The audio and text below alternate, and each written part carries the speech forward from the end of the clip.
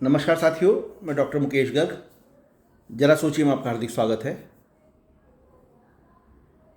पीछे 2 माह पहले प्रधानमंत्री मोदी जी जब चाइना की यात्रा पर थे, वहाँ पुतिन जो रूस के राष्ट्रपति हैं, उन्होंने मीटिंग से निपटने के बाद बाहर अपनी गाड़ी रोककर मोदी जी को उसके अंदर बैठाया था और आधा घंटे तक उन्होंने मोदी जी को जो होटल था जिसमें डेजिग्नेटेड थे, जिसमें वो ठहरे हुए थे, वहाँ जाने से रोका।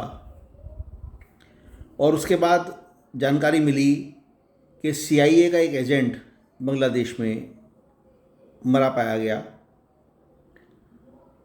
और अमेरिका ने अपने एजेंट के मरने पर कोई हंगामा भी नहीं किया। और ऐसा भारतीय खुफिया एजेंसियों ने अंजाम दिया इस घटना को। और जानकारी में ये आया कि उस समय जो भारतीय पूर्व प्रधानमंत्री लाल बहादुर शास्त्री थे, उन्हीं की तर्ज पर प्रधानमंत्री मोदी को ख़त्म करने की प्लानिंग थी। ये बात पुष्टि तो कहीं से नहीं होने की इस बात की, इसलिए इसको कहना भी गलत है।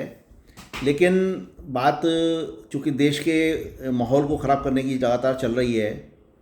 अभी अभी आज दिल्ली के अंदर लाल किला के गेट नंबर 1 पे पास एक कार के अंदर विस्फोट हुआ है और विस्फोट भी इस तरह इतना भीषण हुआ है कि लगभग उसमें 8 लोगों की मौत बताई जा रही है और 8 ही लोग घायल बताए जा रहे हैं और 8 ही गाड़ियाँ उसके अंदर और खराब टूट गई, मतलब जल गई हैं आसपास की।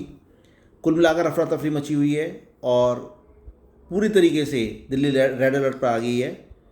और ये जो घटनाक्रम घट रहे हैं, ये भारत के अंदर जो शांत माहौल चल रहा है, भारत की जो अर्थव्यवस्था तेज़ी से आगे बढ़ रही है, मोदी जी जो देश के लिए अच्छा काम कर रहे हैं, उसका परिणाम है ये।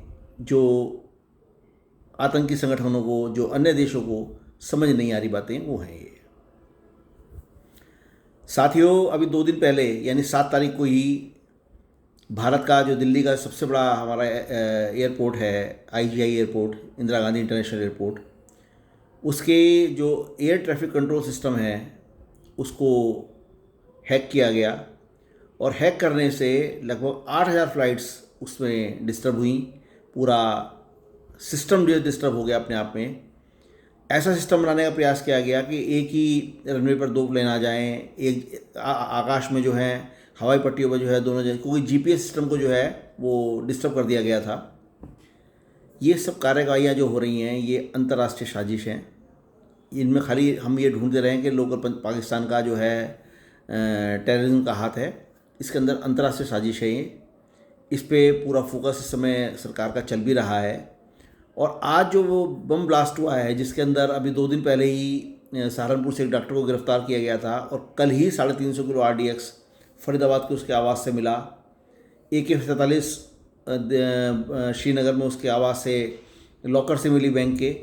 ये सब घटनाक्रम वही इंगित कर रहे हैं कि किस तरीके से देश को दहलाने का प्रयास किया जा रहा है।